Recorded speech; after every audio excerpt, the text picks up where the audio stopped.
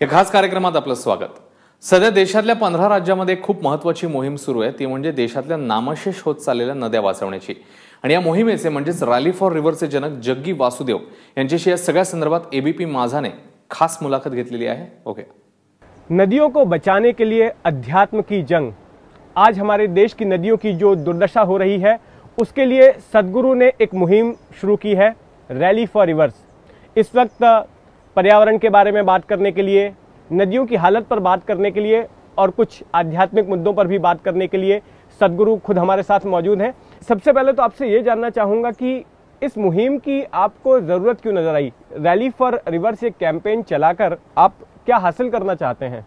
See, my engagement with mountains, forests and rivers is right from my early childhood. When I say my engagement, my involvement with rivers and forests is not in terms of natural resource, not in terms of nature, enjoying nature, not like that. My involvement was to such an extent that I, in many ways, are a part of that in my experience. I've lived in jungles, have floated down rivers for weeks on end. So, I experience rivers particularly as life much larger than myself. People like you and me will come and go, but rivers flow forever. That's what we thought. But now, in the last 25 years, I have been watching with some concern that rivers have been depleting. So when I saw this, one of the things that we started was, we started what's called as Project Green Hands, to bring back vegetation, because our rivers are largely forest-fed rivers. In the last 20 years or so, we've planted over 3.2 crore trees in Tamil Nadu, which has increased the green cover. It has done some good. Apart from that, it's changed the culture in people's minds, that's a very good thing. But still it's not a solution, that's what I'm saying. Unless we have a policy which clearly determines how we should conduct our rivers and soil in the country, unless there is a mandatory, enforceable and implementable policy, the solution will not come. I will do something, you will do something, somebody else does something, all this is okay, it's small contributions. But the real thing will happen only when clearly nation sets a policy that this is how we will treat our rivers, because rivers are not personal property, it's a national treasure. सदगुरु, इससे जुड़े हुए फिर मेरे दो सवाल हैं। एक तो आपने कहा कि एक नेशनल पॉलिसी होनी चाहिए। कई लोग जो है अपना अलग-अलग कुछ ना कुछ इस कॉज के लिए कर रहे हैं, पानी से जुड़े हुए कॉज के लिए कर रहे हैं, सरकारें भी कर रही हैं, स्टेट गवर्नमेंट्स कर रही हैं, फिल्म स्टार्स कर रहे हैं, आमिर खान कहीं कुछ कर रहे हैं, कहीं पर नर्मदा बचाओ आंदोलन हो रहा है। तो देश भर में जगह जगह पर इस तरह के आंदोलन, इस तरह की कैंपेन्स वगैरह हो रहे हैं, लेकिन आपको लगता है कि इन सबको एक छतरी के नीचे आकर एक साथ मिलकर कुछ करें तो ये और भी ज्यादा इफेक्टिव हो सकता है? See, as I said, many people have done wonderful work, no question about that. But this wonderful work will not become a full-scale solution, because as I said, I've been noticing last 25 years rivers have been depleting, but particularly in the last 7 years, the depletion is so very steep. It's so steep that by 2030, it is estimated most of our rivers will become seasonal, not perennial.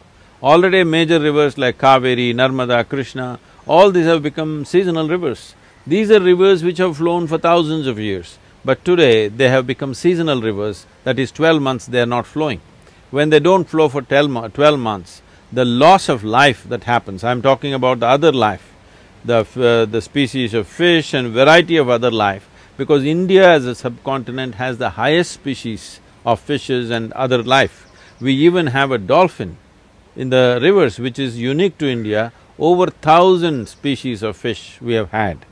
But in the last 25 years, scientists fear 15 to 20% might have become extinct. There is no study to tell us this clearly, but people fear that over 15% may be gone.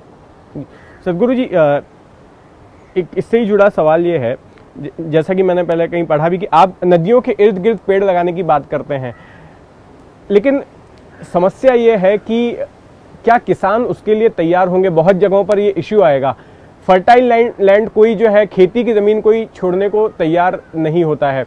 अभी हम अगर महाराष्ट्र की ही बात करें तो यहाँ पर एक सुपर हाईवे बनने जा रहा है मुंबई से नागपुर के लिए, उसके लिए भी किसान जो है ज़मीन नहीं छोड़ रहे हैं, उसके लिए भी बड़ा झगड़ा चल रहा है, बहुत आंदोलन हो रहा है, तो वो कैसे मुमकिन हो पाएगा? See, the Indian rivers, the major rivers, run for approximately 20,000 kilometers.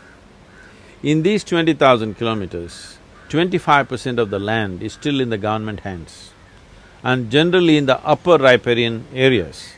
So this definitely we must make it into forests. And I'm very confident we will make it into forests in the next 20 years' time. The remaining 75% is in the farmers' hands. Out of this, 6 to 8% is delta lands. Delta lands can be left undisturbed, we don't have to touch that. So the remaining 65% is what we're talking about. This amounts to 14,000 kilometers or 28,000 square kilometers. Now, we have already demonstrated this in Tamil Nadu and various other places, that by shifting from crop-based agriculture to tree-based agriculture, a farmer will earn 3 to 8 times more. Some experts from Vietnam were with us working on this Rally for Rivers. They are telling us that in their country, the farmers who shifted from paddy cultivation to fruit cultivation, their income has gone up 20 times over, 2,000%. We were amazed, how is this possible?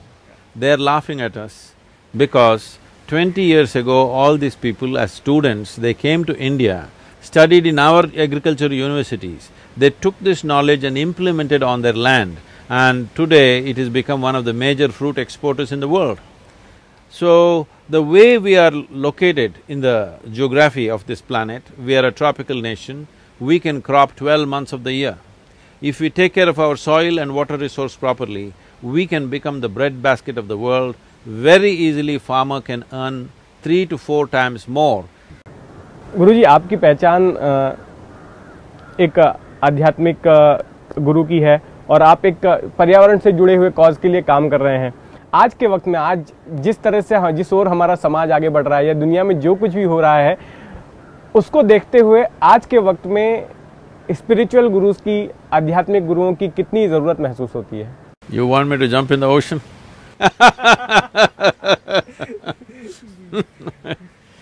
See, it doesn't matter what time in history you are, the inner well-being of the human being is always a concern. Just because you have a cell phone in your pocket, that doesn't mean you have become liberated, all right? Just because food and drink and everything is more organized than before, this doesn't mean you become liberated. You will see the more affluent the societies become, the more spiritually oriented they become. This is what you're seeing in Europe, America, everywhere. The urge to look inward is very big because sorting out the outside problems. When there was no food, you thought if I get food, everything will be fine. When there was no home, you thought if I get a home, everything will be fine. When you get all those things, you still know you are not fine. That is when you turn inward. Spiritual process does not mean we are taking you to heaven or something. It is about creating a heaven within yourself. That is the well-being of the human being. Everything else that you do is only in pursuit of well-being. Your money, your wealth, your education, your relationships, your family, all this is only in pursuit of well-being. But how many human beings can claim that from morning to evening, they are in a joyful condition? They were doing that when they were children. As you grow up, you should have become ecstatic, but instead of that, you're becoming miserable for nothing. Though everything is working better, and as a generation of people, you have more comforts and conveniences than any generation ever, isn't it? Yes or no? The kind of comforts and conveniences that you and me have today, no generation ever in the history of humanity had. But we are also the most complaining generation because we are feeling more and more cornered because outside as it works out, you see it doesn't make a difference. So, the need for spirituality is not of a certain time. It is not a certain time, it is not a certain… spirituality is not a direction, it's a dimension. So what you are asking is, can I have a nice car without an engine? You can have, you can park it, you can walk around it, but it won't go anywhere. That's what it is. You have a body, you have a mind, but if you don't take care of your interiority, you are like a car without an engine. Paint work is good, makeup is on, no? सही बात है गुरुजी, लेकिन आजकल के वक्त में हम देख रहे हैं कि लोग भावनाओं के साथ जुड़ते हैं। कई लोग ऐसे होते हैं जो लोगों की इसी भावना का जो है फ़ायदा उठाते हैं, उसको उन्होंने कारोबार, एक धंधा बना लिया है। और कई ऐसे लोग हमारे इस बीच में सामने आए हैं, जैसे राम रहीम का मामला हो गया या फिर आसाराम का मामला हो गया, एक रामपाल, ऐसे कई केसेस हाल के दिनों में ही सामने आए हैं जहां पर कुछ ऐसे लोग जिनके खाने के दांत कुछ और हैं और दिखाने के दांत कुछ और हैं, वो लोगों को इस तरह से मूर्ख बना रहे थे। तो एक आम आदमी जो किसी से जुड़ना चाहता है, वो कैसे फर्क करे कि कौन जेन्युइन गुरु है और कौन इस तरह से फ्रॉड कर रहा है, कौन सिर्फ अपनी दुकान चला रहा है? तो एक आम आदमी वो कैसे फर्क कर पाएगा? It's very simple. If you go to a guru, the guru should be about you, not about himself. This you can very easily see. But you're going to a guru like a fan club. You're going to him like he's some kind of a film star or something. That's not the right way to go. With every guru, even with us, there'll be some people who come like that. But it's the work of the guru to change that. People will come like that. If you're little well-known, people will come for you. But you have to change that. If you start enjoying that, then you're misleading them somewhere else. And whatever the names that you mentioned, I don't wish to take those names. See, the problem is the media is only giving cameras to those people. There are many, hundreds of gurus who are doing fantastic work. They did not come in front of the camera because they did not seek that. My work is very public and social on one level. Only for that I seek media, okay? For spiritual process, I never sought media because by word of mouth, millions of people come and we can never fulfill the demand that they create on me. So, for spiritual work, we have never sought media. Only for schools, for ecological work and for other things, we seek media because this is social work, this is national work. सदगुरु जी, एक सवाल आपके बारे में है कि आपने किसी इंटरव्यू में कहा था कि आप रिचुअल्स पर यकीन नहीं करते हैं, आप रिचुअल्स वगैरह पर यकीन नहीं करते हैं। वहीं दूसरी nobody taught me any ritual, ना? लेकिन कुछ लोग इसको एक कॉन्ट्रडिक्शन भी मानते हैं कि एक तरफ आप शिव जी की मूर्ति लगाते हैं और दूसरी तरफ आप रिचुअल्स में यकीन नहीं करते, ये बात बोलते हैं। तो उस बारे में थोड़ा सा आप बताएंगे। See, I am a yogi essentially. In the yogic culture, Shiva is the first yogi or the Adi yogi. We respect him and value him for the knowledge that's been given, because there is no greater knowledge than what has been given. Just everything that you need to know about yourself and the world around you has been given to you, not as a writing, not as a teaching, not as a preaching, but as a method through which you can know. Methods, 112 methods he gave. That is why we set up this 112 feet tall Adi Yogi statue. There are no rituals there, it's all in silence. Little bit people want to express something, they want to utter one mantra, so we have something, but that is also towards sadhana, not towards worship.